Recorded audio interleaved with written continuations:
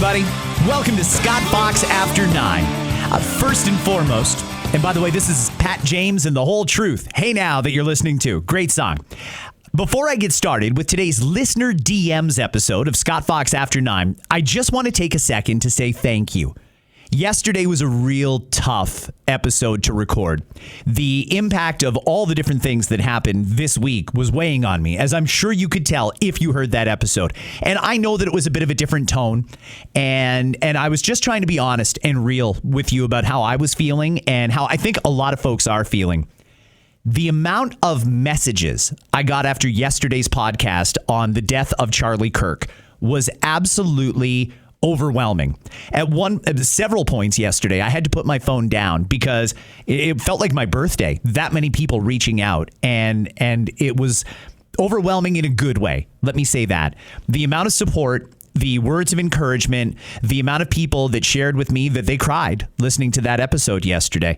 It was pretty powerful. So I just want to say thank you. And to the people who were worried about me, who wrote just to check in and see if I was doing okay. The answer is yeah, I'm doing okay. I'm a little sad about the state of the world right now, but I'm doing okay. There might even be a few DMs today about yesterday's episode, and didn't include too many, but there's probably going to be a couple when it comes up. So I'll talk more about it in this episode.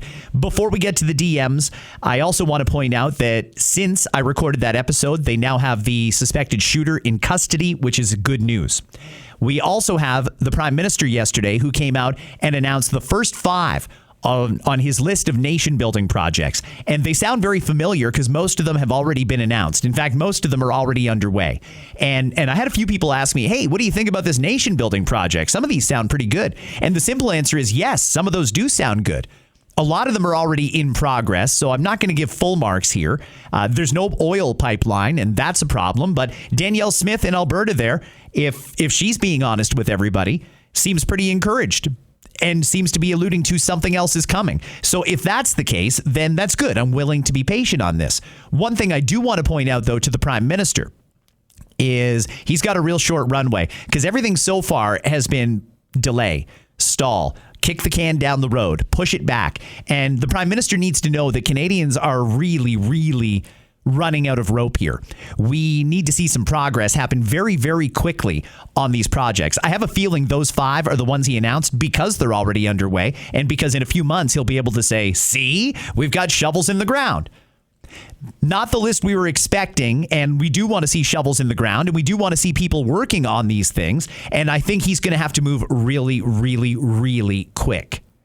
There's no time for delaying here. And what he did yesterday was announce those are the ones that he's forwarding on to the new office that's going to learn how to say yes to everything. Okay, I mean, that's all well and good, but at the end of the day, you've only really just sent an email saying, figure these out. That doesn't put us any closer to getting these projects done. And that office, by the way, nearest I can tell, isn't an office at all. They've hired someone to run it, but I don't think it's even a physical office. I don't think they have a staff or phones or computers or anything yet. So it's gone too slow so far is my message to the Prime Minister, and it's got to get going quick. But if he does, in good faith, get this going quickly, then I think we're off to a pretty good start, and that's good news. Next week, Parliament begins sitting again, and that is going to be great. If you have some time in a day next week, check into each episode, because I'm going to break down whatever comes out of next week and have it for you right here on Scott Fox After 9. It's Friday. I'm going to bring in my friend, the great Anna Almeida. Hi, Anna. How you doing? Good. I'm good. It's been a heavy week, and you did a very nice job with everything, handling everything, and kudos to you, because I was one of those people who was concerned, and I do worry about you. I appreciate your honesty and your forwardness, but as a friend, I do get concerned that you're out there in the public like that, you know? Oh, for physical well-being. Well, yeah, just with family and your friends, and I know how much you care, and you're not afraid to challenge the narrative, and I think that's important. Obviously, free speech, and this week has really opened my eyes. So I get concerned, and I just want you to know that I'm here if I can do anything, and I know all your listeners as well. So thank you for having me on. That's really kind. I appreciate that a lot. Thank you. Mm-hmm. I really am okay. Part of the reason I'm okay, I don't mind saying, is because I did a trip the other day. When I went to visit my mom in Cambridge, I did a little trip up to see my friend Amir at Spirit Leaf in the Sunrise Center. That's a great cannabis store in Kitchener, by the way. And I find they've got a great selection of stuff that I don't find everywhere else. So I did a big shop. You know, like when you do that big back to school grocery shop, that kind of thing. So I did a big shop and I got a whole bunch of different products that I'm going to be trying out. One of them I tried yesterday and it was great. So next week, not only will we have a silent date update Monday. Okay. Almost, unless something crazy happens this weekend, Monday will be the silent date update and I'll do another edition of What is Scott Smoking? Are we going to smoke it? If you want, I don't know. How are you high? I'm great. So am I. I'm very high functioning. Yeah, I'm very high functioning too. Probably could do a podcast high. Yeah. It might be a little distracted, but I could do it. Yeah. So we'll. Okay. We're not going to promise, but maybe. Yeah, we can try it out together. That'd be funny. But either way, I will have another What is Scott Smoking? Because some of those recommendations I think have been good. I love it when people tell me, hey, I tried this and this is what I got from it or something like that. So if I can help you out in that way, I certainly will next week. One more thing before we get to the DMs. I've been talking a lot about these speed enforcement cameras. And the city of Brampton has decided they don't like the threat that those cameras are under from Premier Ford. Premier Ford announced earlier this week, if the cities don't get rid of them, he'll help them get rid of them. And while I'm not sure what that means exactly, I have reason to believe that the Premier is serious about this and he's going to get rid of these cameras. So lo and behold, the city of Brampton put out a study on how great these cameras are and how much they're improving public safety. Let me read you a quote from someone who I actually like and respect a lot, Brampton Mayor Patrick Brown. Not as much after I read this, though. Brampton's recent data clearly shows that automated speed enforcement is helping to slow drivers down and make our streets safer for everyone. This program is one of many tools we use to improve road safety and protect our most vulnerable residents, including children and seniors. There's the crutch again. Mm-hmm. Our goal is and always has been to change driver behavior and prevent collisions, create safer neighborhoods across the city. Patrick Brown, Mayor of Brampton. That's his quote for the media. I don't even know if he said that or just some manager did it. But ChatGPT. Could be. Hey, Patrick, I think you are completely out to lunch on this one. I don't believe your numbers. And what I'm not sure about is why you didn't publish all of the numbers. So here's my invitation to Patrick Brown or any other mayor in Ontario. Still feeling inspired by the example that Charlie Kirk set, let's debate. Here's an open invitation to Patrick Brown, Barry Verbanovic in Kitchener, Alex Nuttall in Barrie, that guy up in Sudbury there who just said, we're not getting rid of our cameras. Okay, why don't you come and debate me? Come in here and debate me, and I'll give you as much time as you want to make your pitch about why these cameras are so necessary. But then you're going to sit and listen to me tell you why I think they're a tax grab or a cash grab and why I think your numbers are wrong. But bring your numbers and do your homework, because I've done mine and I'm very well briefed now by a number of whistleblowers that have told me the truth about these cameras. So, Mayor Brown, open invitation. You come here anytime you want. And let's debate speed enforcement cameras. And again, that offer is open to any mayor in Ontario. You need to bring your numbers on those cameras and you need to bring your budget. And if you do that, I will give you all the publicity you want to talk about how great these speed enforcement cameras are, because I respectfully disagree with you. And I think that listeners and taxpayers in Ontario would benefit greatly from hearing us discuss this like adults. That's the invite. Slide into my DMs if you want to do it. Pat, you've got my cell number. Just call me and let's set it up. You come in here and tell all of these people that are listening right now why these cameras are so good. Because again, I don't believe you. And I think you just can't control your own spending. And that's why you want these cameras so badly. I don't think it's about public safety. So come on in. There's the invite. There's the offer. All right. What do you think? You look a little... Oh my gosh, I want this so badly to be done. You're a great debater. I've been on the other side listening to how you speak, and I would be interested because we all know it's a tax grab, it's a money grab. So it would be interesting to hear somebody in their position try to actually articulate why it is good in real time. The downside is you're going to have to be the one publicly defending these things that are wildly unpopular. Oh, another thing is, in the city of Brampton's numbers, they've said 67%, I believe it was, 67% of residents support having these cameras. And I don't believe that either. They did a telephone town hall and surveyed the do-gooders who participate in the civic stuff. And frankly, I don't buy that. Let's have a referendum on these cameras. If you want to throw out numbers of members of the public that support it, let's have a referendum on these cameras. Because the last time we did, they were completely rejected. And that was what led to Mike Harris becoming Premier of Ontario. Oh, this is so good. Okay, let's get into the DMs. Let's do it. Okay. I should explain. Listener DMs, wide open on a Friday. Every Friday, my podcast is dedicated to you and your feedback. You are welcome to challenge me. You're welcome to call me out. You're welcome to ask a question, make a statement, whatever you want. Friday episodes are completely dedicated to you. Mm-hmm. We're going to start off with Nicole. My name is Nicole, and I've been a listener of yours for a long time. I just want to say thank you. To be concise, thank you for your fair and balanced voice. Thank you for standing up for the disappearing middle class. Thank you for how much you care. On your advice, my husband and I now have a plan in place to protect our family and our home in case of a break-in, a plan that wasn't there until you took the time to stop and ask your listeners to do it. Keep up the great and very important work. You are very much appreciated. Also, excellent job on the Charlie Kirk episode. It was hard to listen to, I'll be honest. I cried my way through it. I can only imagine how difficult it was for you to record. Take care. That's from Nicole. I had a rough day yesterday. After I recorded that, it was a whole bunch of emotion that I wanted to convey and that I needed to get out. So thank you. And I'm sorry you cried. I can tell you, though, you're certainly not the only one.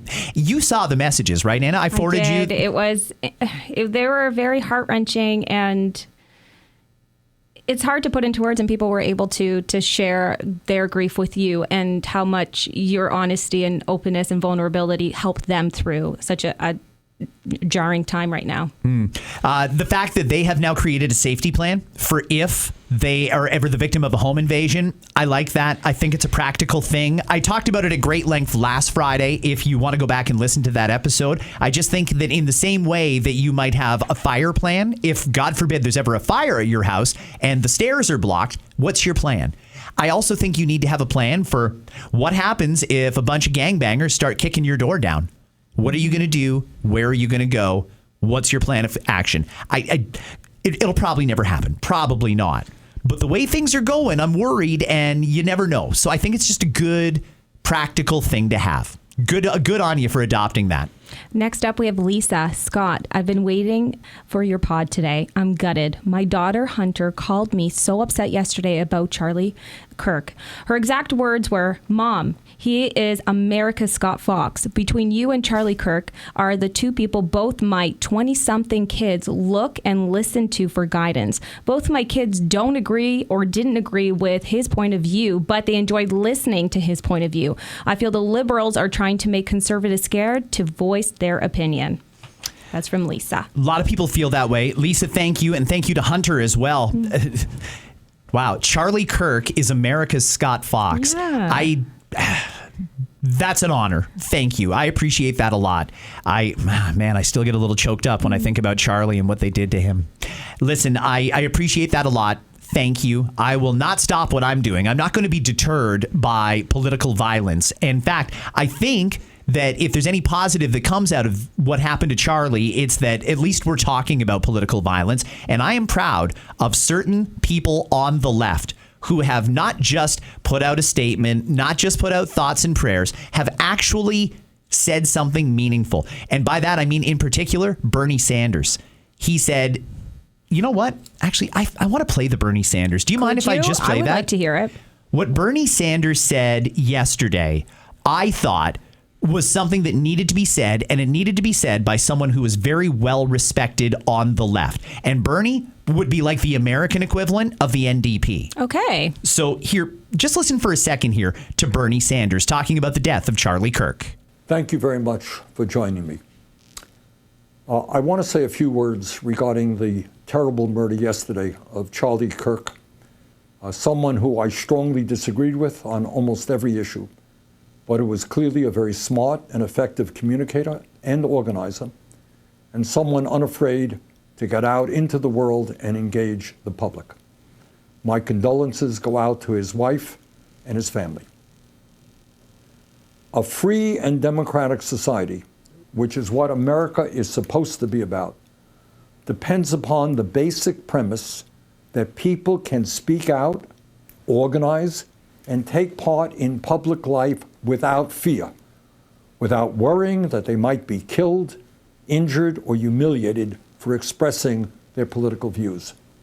In fact, that is the essence of what freedom is about and what democracy is about. You have a point of view, that's great. I have a point of view that is different than yours. That's great. Let's argue it out. We make our case to the American people at the local, state, and federal levels, and we hold free elections in which the people decide what they want. That's called freedom and democracy. And I want as many people as possible to participate in that process without fear. Freedom and democracy is not about political violence. It is not about assassinating public officials. It is not about trying to intimidate people who speak out on an issue. Political violence, in fact, is political cowardice.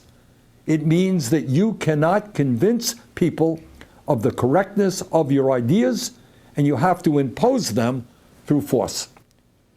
Amen. Mm-hmm. Well said, Bernie Sanders. That is the point I was trying to make yesterday. We have to get back to that civil discourse. We have to have these honest conversations. And frankly, if maybe these speed enforcement cameras are the right thing, that's why I want to have that debate. I want the mayor of Brampton, who put out that statement, to sit across from me right here and, like men, let's talk it out. Or like adults, let's talk it out. Because it could be any mayor. Mm-hmm. Come in here.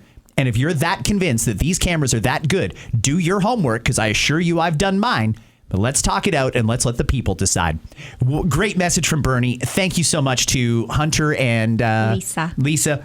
I appreciate the hell out of that comment. Thank you. Gina, do you think Kirk was a sacrificial distraction from the Epstein files? Seems it could have been a trained shooter that protected since they haven't caught the guy yet. That's up until right now.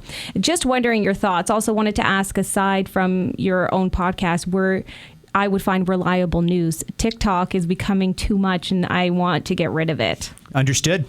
Thank you for that.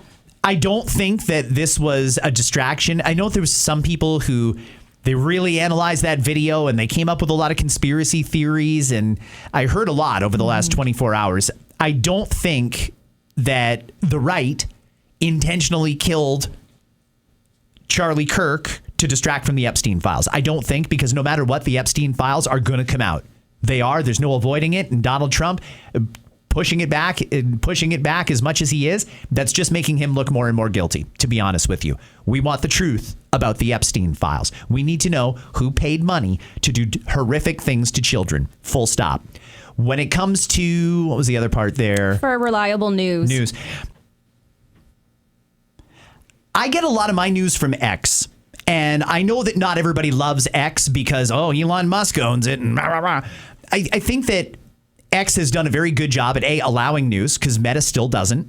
And that's an issue that is between the Canadian government and Meta, and we're just caught in the middle. And it's a shame that in 2025, we're almost done it, we still don't have news on Meta. But X does have news, and you certainly got to filter through it. There's a lot of opinion in there, but you can also find a nice aggregated feed of good news that's from reliable sources. There's a lot of stuff that gets reported on there well before it'll ever even get thought about with the mainstream media. X is my recommendation, but Reddit is also great. It's just not aggregated as well in the same way that X is. You don't need to be afraid of X, because people are more able to share their opinion and have free speech. That was the goal of Elon Musk buying it, was to encourage free speech. You don't need to be afraid of the platform because of who owns it. I know there's some people who don't want to be on anything associated with Elon Musk. That's fine. Do whatever you want. But no matter what, that's where a lot of the news is being found. That's where I get a lot of the information that I get for this podcast is from there. X is great. Create an account or go back if you haven't been there in a while. Blue Sky is doing nothing. That has turned out to be a great big nothing burger. Threads, I don't know. Does anybody use Threads? No. I don't know anyone who does. Know. TikTok is so hit and miss. I mean, I like that on TikTok I can get some real good perspectives and takes, but then the next video is going to be some kid dancing to Old Town Road, and I don't care. So they haven't really got that algorithm perfect yet. X is my answer. Okay. The next one is from Andrea. Scott, I think yesterday was such a terrible news day.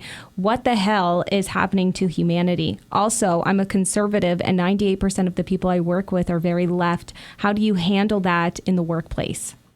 That's a good question. I get asked that all the time. There are so many people. People on the left might be surprised to know how many conservatives there are out there. They're everywhere. The problem is they don't feel empowered to share their point of view. And that's because they're afraid that they're going to be shamed or they're going to be ridiculed or made fun of or possibly even lose their job, depending on what level of Trump derangement syndrome the boss has. So here's my advice. I don't think you need to bring up politics. I don't think you need to go and start being the town crier for conservative values or conservative information. I don't think you need to do that. Work is work. You're not really there to socialize. Unless your job is to discuss the news, ironically mine is, but not everybody has a job like that, then just focus on your work and go home. If you're surrounded by a bunch of wokeness, for example, and you don't like that, keep your nose down, talk about things other than politics, and go home. If they bring it up, though, please don't be afraid to share your opinion. One of the lessons we need to learn out of the assassination of Charlie Kirk is that debate is good. And some people are just truly misinformed. And I feel bad for some people. I've got family members in this case. You know, they think because they watch the CBC and CTV, they've got a nice, well-rounded view of the world and a nice source of news. What everyone needs to understand is this. The mainstream media is almost exclusively people on the left. So when they report the news, they're reporting it from a left-wing lens. You don't get a conservative lens because there's very few, if any, conservative mainstream media outlets. And that's why the podcast world is taking off like wildfire. So many people have given up on the news because they see the bias. They don't hear it declared. They only get one side of the story. And more people every day wake up to that. And there's a lot of people that are very, very confident walking around your office espousing crazy, weird views that you disagree with. Okay, well, don't engage with them. But if they bring it up, just keep in mind they're misinformed. They don't know the whole story. They think they know it all, but they don't. And if you can help educate them in that process, if you can help clarify a few things, that's great. A simple example, it's amazing how many people during the election campaign had heard from somewhere that Pierre Poilievre was going to cancel a woman's right to choose. That was completely untrue. It's always been untrue. It will never be true. Conservatives are never going to repeal a woman's right to an abortion if she chooses. But there's people out there who believed it and would walk around their office. Oh, I won't vote for that guy because he doesn't believe in women's rights. Nothing could be further from the truth. But that was a mischaracterization intentionally done by folks on the left that people on the right need to counter. Again, don't look for that confrontation. But if it comes up, don't be afraid to tell people I'm a conservative. I was for a long time because I thought it would get me canceled from my mainstream media job. But now that my primary job is podcasting, I really don't have that fear. I am unapologetically conservative, and I will always declare my bias when it's relevant. And my bias is this. I look at things through a conservative lens. Sort of. I actually look at things through a middle class lens.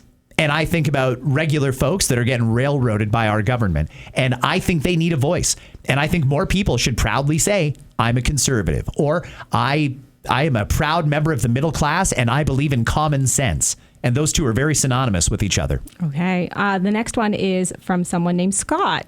Hey, Scott, how about an update on your foot? All better now? Walking normally? Heard today's pod. I can hear the sadness in your voice. Feel better soon. We all love you. And Anna, cheers. Scott, thank you very much. And again, about the pod yesterday, I know it was emotional. I know it wasn't my typical episode, and I know it was hard to listen to. I knew that going in, and that's why I warned you might not want to listen to this one. Ironically, I had more listeners to yesterday's episode than I've had since Election Day. Ooh. Election Day. The day after the election, my numbers dropped like a rock when Pierre lost and people were defeated and didn't really want to talk politics. When it comes to it was actually my ankle, not my foot. I did have surgery on it last November. And at this point, I thought I would be a lot further along than I am. I'm actually considering going back to see the surgeon to see if it worked, because I'm not sure that it did. It looks exactly the same as it did before I had the surgery. It was a major reconstruction on my left ankle. They had to reattach all of the tendons, and they had to smooth out the ligaments. I might have that backwards. I don't know the inner workings of an ankle. Sounds painful. It was. Okay. And it was a horrible recovery that I never want to go through again, but I'm not 100% confident that it worked, because the foot still looks the same as it did, which was very swollen. That's why I was going to get surgery, so I didn't look like a freak, and so I didn't ruin every pair of shoes I put on. But anyway, the update is I feel fine. It's fully functional, but I'm not really any further ahead than before I had the surgery. Okay, well, that's fair enough. Jennifer, hey, Scott, I was on holidays and I'm behind on your pod, but did you cover the stabbing of the girl on a subway in the States, Irina? It was heartbreaking. Poor girl passed away and people just walked away after the attacker did it in broad daylight. Yeah. I did talk about this briefly in yesterday's episode. What happened to Irina, I truly didn't know what to say, because I was completely in shock. And I think that incident on that Charlotte subway is part of the reason that it's been such a heavy news week, between that and Charlie Kirk and a whole bunch of other things that have happened around here. People were feeling it and they were heavy. So yesterday I did mention it, but the bulk of the episode was about Charlie Kirk. One listener who says he will not listen to me anymore again called me out on that. He's like, I don't understand how you can do an entire episode on Charlie Kirk and not do an entire episode on Irina. Just so you know, and I did say at the end of yesterday's episode, I've probably made a lot of mistakes. I'm probably going to listen back to this and be angry at myself. And that's fair. That's a fair criticism. I probably should have dedicated more time to Irina. It deserved more coverage, and it's certainly not getting it from the mainstream media. I'm not seeing this on CTV and CBC and the other mainstream networks. The reality is this was an amazing young woman, a Ukrainian immigrant who was in the prime of her life, not bothering anybody, and was randomly assaulted and murdered in cold blood in the worst way.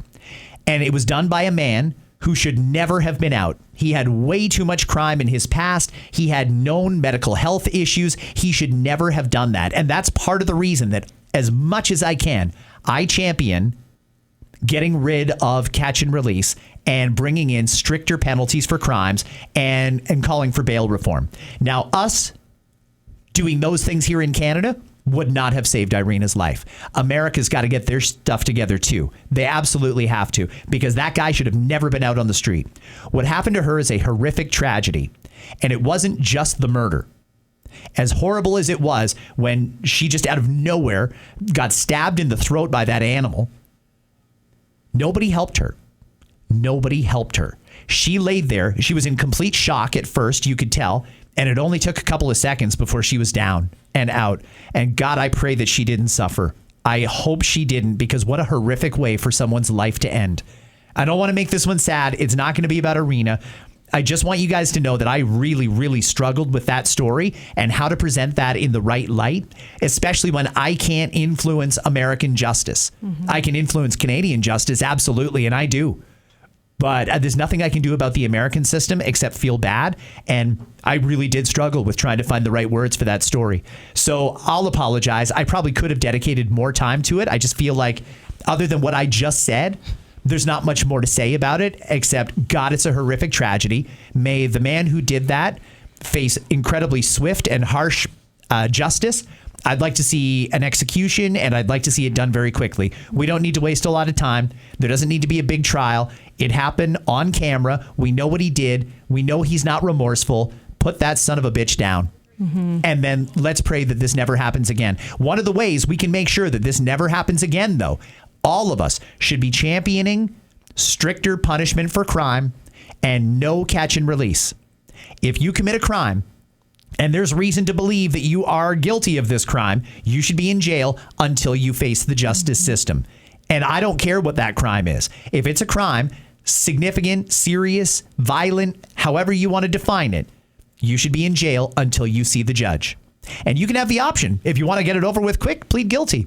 And you can start your time right away. If you want to drag it out, okay, fine, but you don't get credit for time served. There's a lot of things we could do.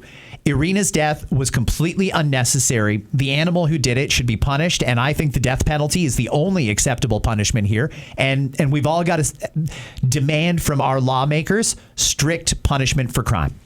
Well said. And the next couple are about Irina as well. So from Justinia, hey, Scott, I'm behind on the pod, but I need to say this. I'm angry. A 23-year-old Ukrainian refugee was just brutally murdered and no one helped. Where is the outrage? Repeat offenders keep getting chances while innocent people pay the price. Lock them up before more lives are lost. May God rest her soul. Amen. Yeah. I can't add any more to that. I know that there's that listener yesterday and maybe even more who are disappointed that I didn't do more on that or that I didn't do a standalone episode on that. And I don't know what more I can say on that. It's a tragedy. It should have never happened. He should have never been out. We need more strict punishment for crime, but there's not much more I can say other than God bless her and her soul. And it was a horrific attack. And I just feel so bad about the whole situation. And we too, we talked about that incident and how outrageous and disgusting it was off air, both pod and on our morning show. And it is hard to find the words to articulate. It's just a lot of anger. For example, Gordon, he says, hey, Scott, you're doing a great job sharing the news that the mainstream media ignores. I've stopped watching CP24 and CTV due to distrust and censorship. Hearing about a three-year-old girl's assault broke my heart. I have a daughter the same age, and I'm outraged that there's no urgent response from our government. Crimes like this should be open and shut. Life in prison or death penalty. I pray for the girl and her family. Keep up the great work, and Anna, that you and Anna are doing. Okay. I appreciate that. Adding to the coverage of that murder is now we've had 3 DMs in a row on that. So I don't think there's going to be a standalone episode on it because, like I said, there's nothing more to say. But I certainly acknowledge that was crushing for a lot of people. It had a huge impact on their emotions and their mental health. And I don't know what more to say about that story. I'm really gutted by it myself. Okay. Next up, we have Tanya. Hey, Scott, my son is nonverbal and on the spectrum. So the topic caught my interest. I'm skeptical of RFK Jr.'s autism theory, but open to hearing real scientists weigh in. What really matters is action. Doug Ford needs to speed up autism funding. My son is 12 and still waiting, along with 70,000 others. If Ford fought for them like he does for Trump and alcohol, families might finally get support. I think it is disgraceful that there are 70,000 kids in Ontario waiting for supports for autism therapy. What I did say about this earlier this week, if you didn't hear Monday's episode, I believe it was, I dedicated a fair bit of time to the topic of autism for a couple different reasons. What RFK Jr. is doing, he's trying to figure out why this is happening, why there's so many. And even that, there's a couple of different avenues that we can take here. First off, I think there's a lot more autism out there than is currently diagnosed. Oh, yeah. And I think even in adults, there's some autism that is undiagnosed. I asked the question, when you were in school, how many autistic kids did you go to school with? If you're a millennial, a baby boomer, or Gen X? And the answer is probably very, very few, if any. Now, in some cases, it's a third of the class. And we got to figure out why that's happening. And if RFK, in good faith, is going to try and get to the bottom of it, then I'm going to give him the opportunity to try and research it. Because frankly, the people who had been in charge prior to RFK made no progress. They had no answers. All they could say is, we don't know what's causing it, but it's definitely not vaccines. Okay, well, I'm going to need a little bit more than that now. Thank you very much. Especially after the fiasco that we went through with the COVID vaccine, where they told us it was safe, effective, and tested. And it turns out it wasn't any of those things. When it comes to autism funding in Ontario, that's got to come from 2 different streams.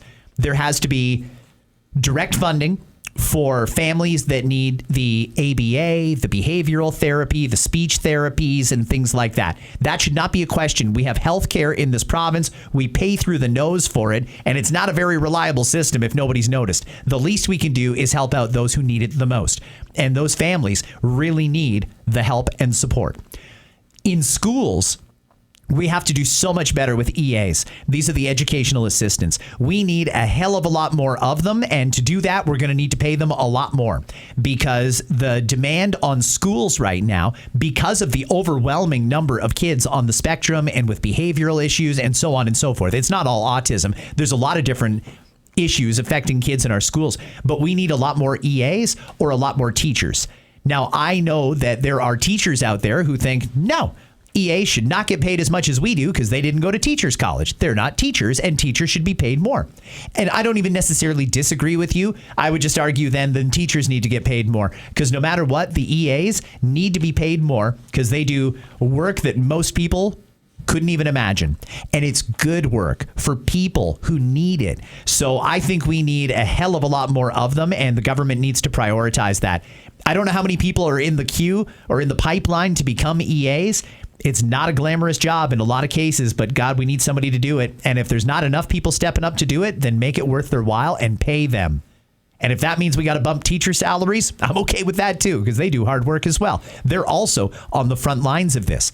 My point is, we cannot put this off to the side, hope that it gets out of the news cycle for another year, and let another school year go by without giving the funding that's appropriately needed. Apparently, we have endless money in this province. We showed it during COVID when they blew the doors off the budget and just spent. Well, I'm okay with my tax dollars being spent on more supports for autism therapy and autism supports. And I want the Premier to know that. And speaking of debates and anyone wanting to come in, Premier, if you want to come in and debate me on the need for autism funding, either you haven't done it because you don't think there's a demand for it, or you can't seem to find the money. I'll help you find that money. No problem. You come in here and talk to me about it. And I'll try and show you what these families are dealing with. I personally am not affected by it. Personally, but I certainly hear from enough folks that I know that this is an issue really important to middle class families, and they need help.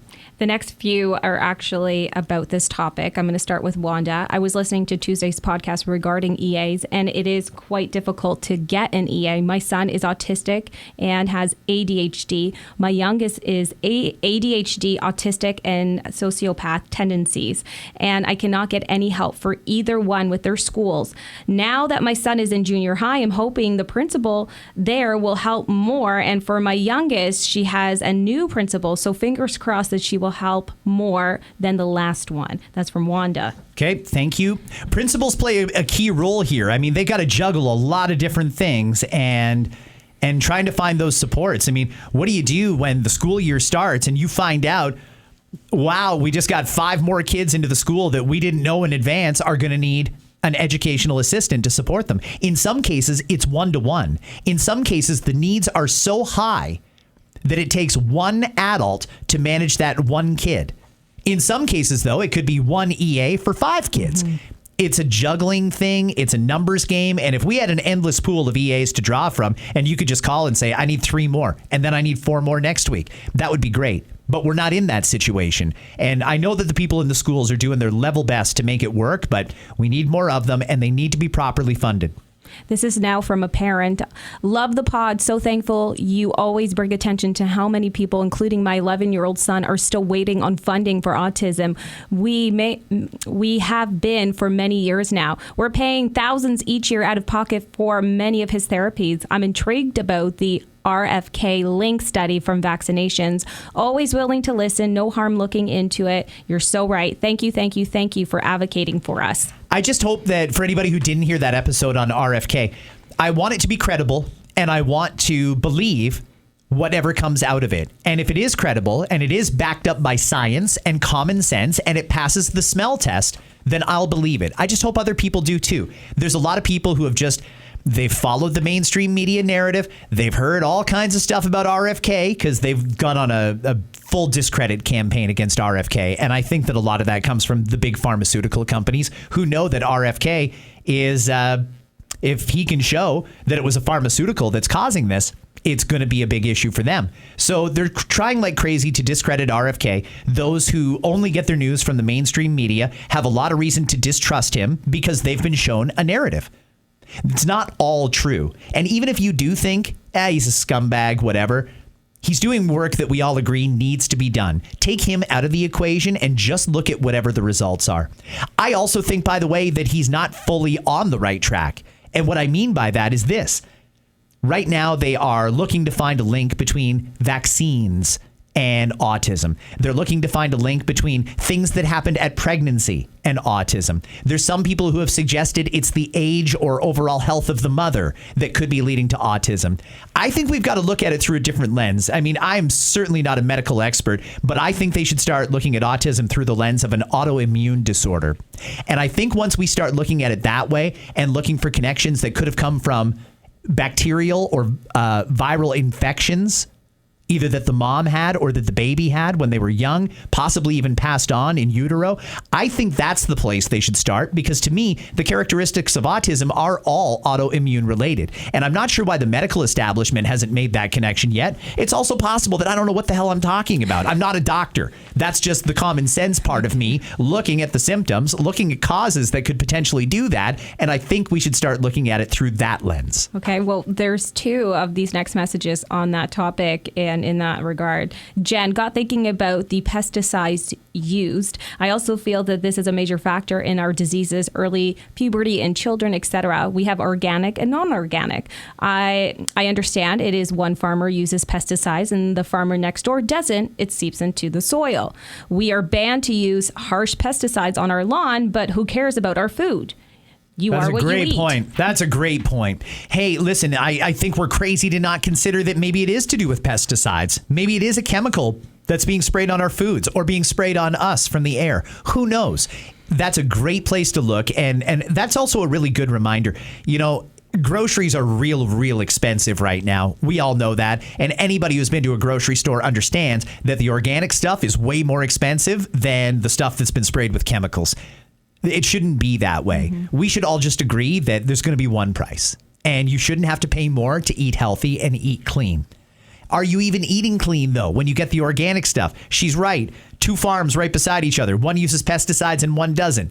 But it all pulls from the same soil base and the same water table. So, yeah, I mean, that's a great place to start looking. I don't know if anybody at Health and Human Services listens to this pod. It'd be great to think that you do.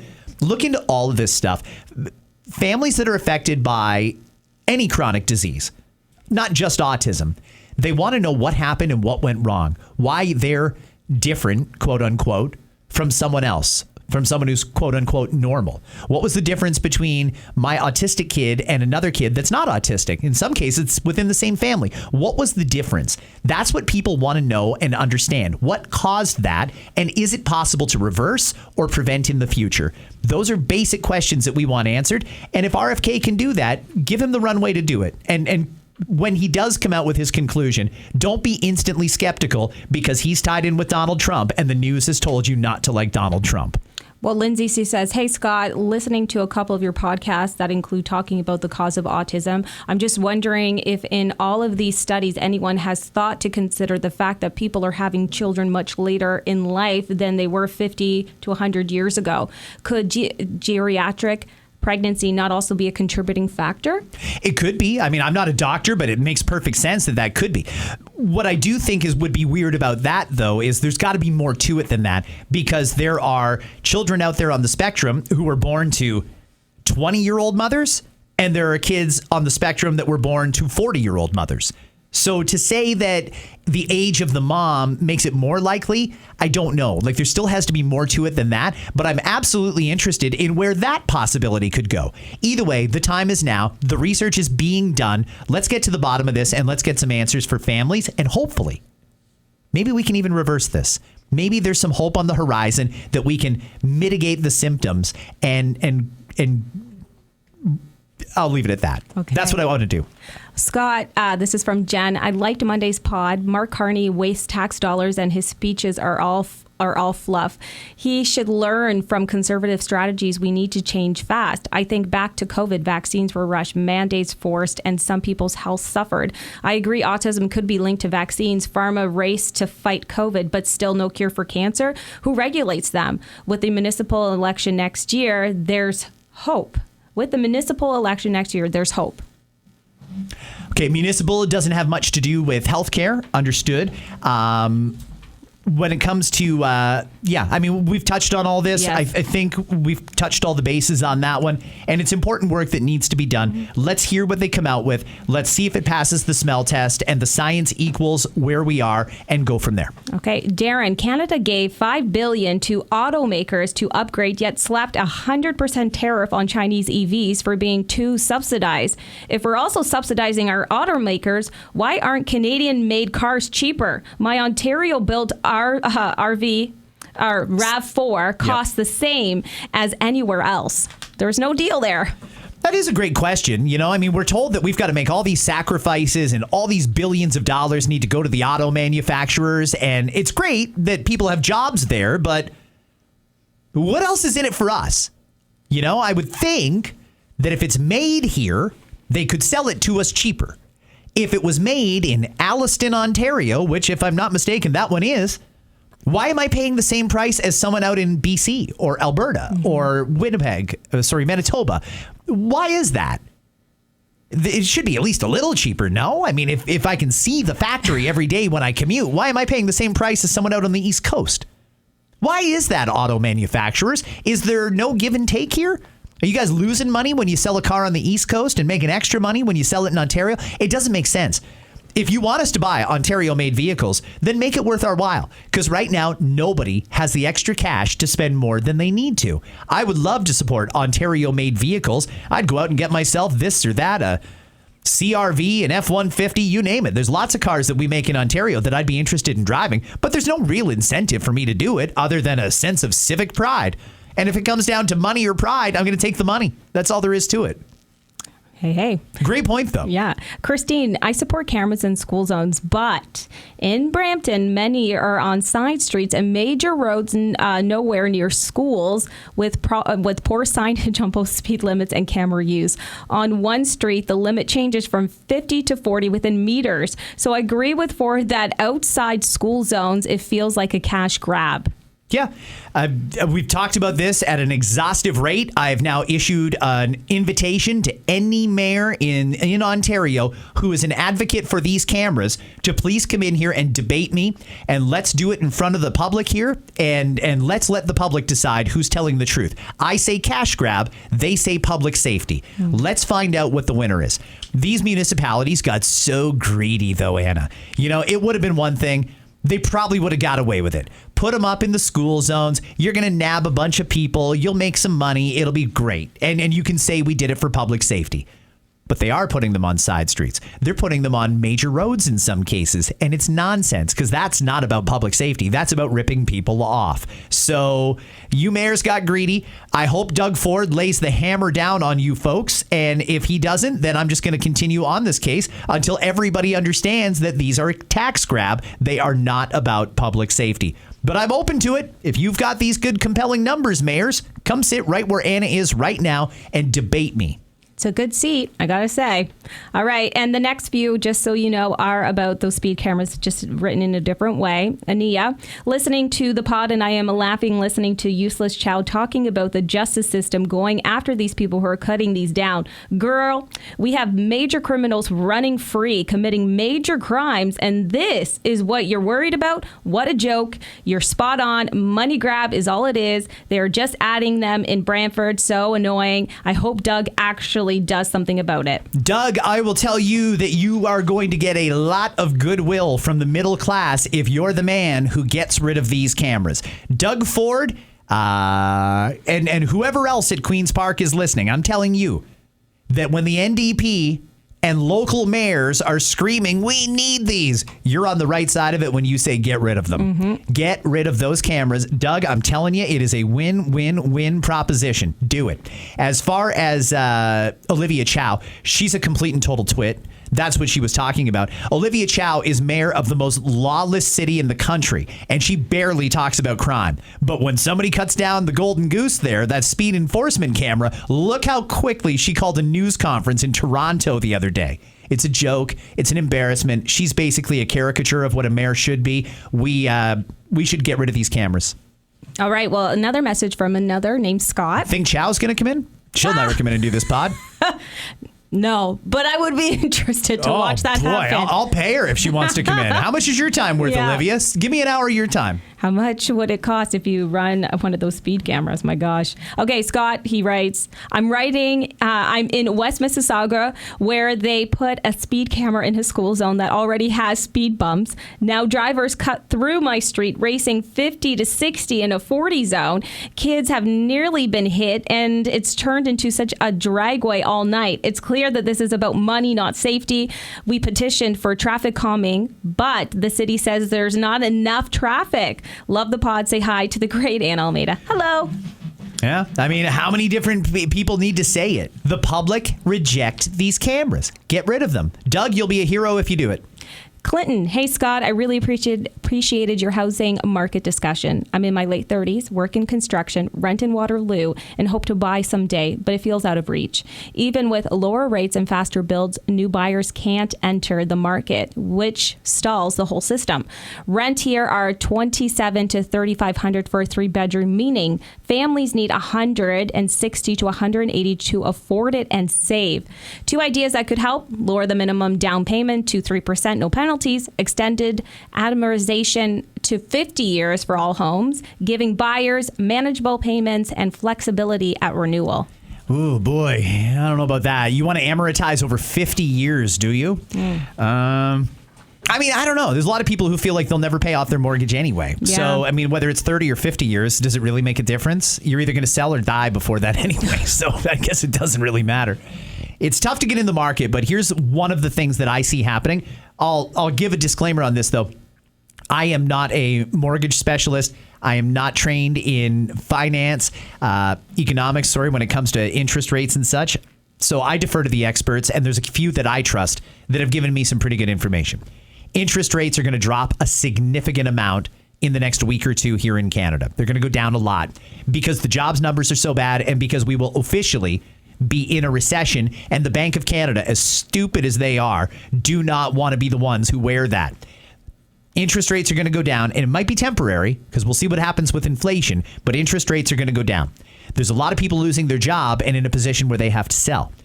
There's going to be a real short window where it is going to be not just a buyer's market, it's going to be a free-for-all. If you have money ready, go get pre-approved because there's going to be some deals to be had. And I think those deals are really going to start to creep in a time that is usually not a home buying time, between November and January. Usually the market is fairly quiet around then because people are settled in for the holidays. But as people lose their jobs, they got to unload their house and get rid of their mortgage. There's also people ready to upsize or downsize. Get your money ready, get a pre-approval, and don't lock in, because I think the latest forecast that I heard from a BMO economist, a senior BMO economist, told me actually, they're expecting at least a full point cut within the next calendar year. Possible it could go up, but much more likely they're going to go significantly down. If you're on the sidelines waiting to get in, get your affairs in order because you're not going to get a lot of time here. And when some of these houses come on the market, it's going to be quick. But you will probably find an opportunity to buy. The downside to this is folks who are counting on the equity they had in their home, you're about to get rocked. You're going to lose an absolute truckload of money that is just unimaginable. You know, if you've got $200,000 in equity in your home, it's going to be about $150,000 real quick. You will have lost $50,000. And I know people say, well, not really. You don't really lose it. Yes, you did. If you once could have made it and now you can't, you lost that money. Equity is money. If you cash out, you either cash out while the market is good, while you can get what you can get for your house, or I have a feeling all house prices are going to come down. Yeah, me too. We just have a few more to get through, but this is a great conversation. We have Robert next. Hey, Scott. Like you, we've got teens who sent out hundreds of resumes with no response. But my point is about Doug's tone deafness. My wife went back to school last year to be a PSW, graduated with honors, and has glowing recommendations from placements, coworkers, and professors. In the past month, she's applied to over 50 positions across Kitchener-Waterloo and Southern Ontario and hasn't had a single reply. She's working on her nursing bridge program, but is frustrated. Even the most in-demand industries won't respond, Doug's words don't match reality. Doug came out and said there was like 230,000 available jobs in Ontario and just take whatever you can get. And it might not be in your preferred industry. I think he was a little misunderstood. I also don't think he did himself any favors in the way he said it, though. And it came off tone deaf. I understand that. There's a lot of people who felt that way, myself included, to a certain extent, because it's been extremely difficult for young people to get a job. No doubt at all. The jobs that used to belong to the local teenagers, they can't get them anymore because temporary foreign workers, immigrants, seniors that have had to go back into the workforce because of the cost of living, and because of adults that have had to take on a second job to make ends meet right now. It's a perfect storm. Teenagers and young adults got screwed. I don't think that there's 230,000 available jobs for those people. And I think it's unfair to say that anyway, because if 30,000 of those jobs are on the other side of the province or in Northern Ontario, then they're not really available. Nobody's moving to take a job for minimum wage at a restaurant. They're just not doing that. So it's not as cut and dried as what the mayor said. Premier said. There we go. Yeah. He was almost the mayor, but he's the premier. I don't know what's going to happen with our housing market, with our job market. It's bad now, like really bad. I've never seen it this bad. And I've been through a couple of recessions and the big economic downturn of 2008. I think it's going to get a lot worse.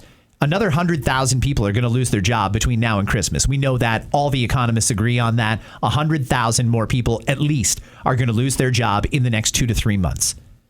They're all also going to be looking for a job, and it's going to turn into just a big, hot mess of people trying to find work. And it's going to lead to people undercutting. It's going to lead to people offering to work under the table for cash. It's going to lead to people offering to work under the table. It's going to lead to a whole bunch of other undesirable side effects that are going to cost the taxpayers money. It really will. That's a lot less tax revenue coming into the coffers when people are doing that sort of thing or not generating income at all. We got to figure this out. We got to be real about the situation, and we can start by kicking everybody out of this country that's not supposed to be here, like expeditiously. Kick them out. If someone is taking advantage of the temporary foreign worker program, ban them from ever participating in it again. And if they go under, so be it. I don't want to see businesses go under, but I also don't want to see businesses exploiting tax dollars to undercut the Canadian people and hire unskilled foreign labor. All these things have got to change. It starts with immigration. You got to kick out the people that aren't supposed to be here. And we should probably tighten up the rules about kids that are here on a student visa. When my kid was going to school in America, he could not work. He wasn't allowed to get a job unless it was on campus. So that really narrows it down. What are you going to be, a dorm supervisor? Are you going to work in the cafeteria at the Starbucks? Like, it's not really a good possibility. You just can't work down there. I don't know why kids can come here, study in our universities and colleges, and be able to go and take jobs that should belong to the people who live here. You know what I mean? Mm-hmm. So we've got to change a whole bunch of different things. It's fixable, but there's got to be a will to fix it. And right now we have a federal government that won't even acknowledge there's a problem when it comes to immigration. But it's a big problem that we're going to have to tackle. Now, this next one is a two-parter. It's from Stephanie. Hey, Scott, I followed your podcast since I found you and Kat from 91.5 The Beat. I always look to you for answers about politics, and I thank you for that. My question is, did you ever explain what happened and why you were suddenly not a part of 91.5 anymore? The second part is, I'm also hoping to ask another question. I've been considering moving my family to the U.S. if the Liberals stay in power. Could you explain how a Canadian might explore and might make the move? Your son's success story really made me think that it could be the right choice for my 4 children. Thanks for all you do. Okay. Hey, there's good and bad with moving to America. It's different. I mean, their healthcare system is different down there. It's not a bad system. I mean, the actual healthcare you get is world class and it functions great and you get in and out quick, but you got to pay for it. You have to pay for the insurance and then you're good. Your best bet is to get a job offer down there. What you need to do is whatever industry you work in, start searching for jobs down there in places that you might want to live. And if you've decided, I want to live in in Scranton, Pennsylvania. I don't know why, but if you do, then start looking for jobs in your industry in Scranton. Reach out to them, apply for them, but they need to sponsor you for a visa. The visa is very, very easy to get. In a lot of cases, you can just go to the embassy or the border with a bona fide offer of employment. You're going to have to prove that you are credentialed and able to do that job. And if that company down there is willing to say, we need a Canadian to come down here and do it, then in almost every case, you're going to get that visa and that approval, and you can move to America and you'll have a job. They'll give you a social security number, which means you can pay taxes in America. Then you'll get a U.S. driver's license, which establishes you as a resident in America. That's all you need. It's that simple. You need an offer of employment. Again, depending on the industry you're in. When it comes to why I left 91.5, if you want, you can go back and listen to the very first episode of Scott Fox After 9, and I talked about it in depth. I am not there because they fired me. They let me go. They thought they were better off the way they're going now, and I don't know if they are or aren't, but I'm not looking back. I don't spend any time at all thinking about it, and it is what it is. In a way, it might have helped because it was the kick in the ass I needed to take this podcast to the heights that it's at now, and I'm real happy with where that's going, so that's good. I realized what was important career-wise for me, and this is it. Them letting me go, there's a story to it, but I explained it in episode 1 of Scott Fox After 9. Hey, it worked out for me. I'll tell you that much. And Anna got a job, too. So there you go. All right, James, this is your final one. Hey, Scott, I'm a big fan of your old podcast, especially this new one. Anna's great. Well, thank you. I listen to your station in the morning, and when I can, I text in once in a while. I appreciate all the work you put into everything. I have sincerely learned so much from you in the way of politics, which many have already said to you. I used to throw away my vote, but since listening to you, I have made my decision based on your knowledge and leading me to other podcast sites and opinions. I have had a rough go the last few months with losing my job and trying to find another. I'm happy to say I am working now and starting my own side thing. Your cast kept me going, being positive and not dwelling on the past. Okay, that's good. I'm glad you got another job. It sounds like it was a fairly quick turnaround from when you lost one to getting a new one. That's great. I appreciate you listening to the pod, too. If I can help you in any way, whether it's to help you through a tough time or just teach you something you didn't know, then I consider that a job worth doing. So thank you very much, and good luck to you with your new career. That's it, right? That was it. But you've made such an impression. This week was very tough, as we all know, but you really helped people through it. And yeah, so thank you for that. Thank you. If you want to hear the autism stories, the description on each podcast should tell you. I think a listener said it was the Tuesday episode. Yeah. I thought it was Monday, but I might be wrong. And it could even be both. Hey, listen, go back and listen to those. If you are so inclined, go ahead and listen to yesterday's episode on the death of Charlie Kirk. And not just that, it was my call for the return of civil discourse and rejecting political violence. But I'm going to warn you, it's a different tone. It was very somber at times. It was sad throughout the whole thing. And I have dozens and dozens of messages from people who said they cried listening to that podcast. So if you're in that space and you want to listen to it, by all means, but prepare yourself before you do, because it is a slightly different sound. Monday, silent date update. So you're coming back in on Monday, Anna. I'm excited because what's going on with him? Where's he been? How's he doing? So they're spending a hell of a lot of time together. They're on a lot of time. Full-on relationship now. Full-on relationship, and he is actually really bonding with the kid as well, to the point where he's doing something that I never thought I would see him doing. Oh my gosh, stepdad. He's like a stepdad now. Hey, it's going to be a lot of fun on Monday. Friends, enjoy your weekend. I appreciate your time as always. I will catch you right back here on Monday. Anna, thanks again. Thank you. Oh,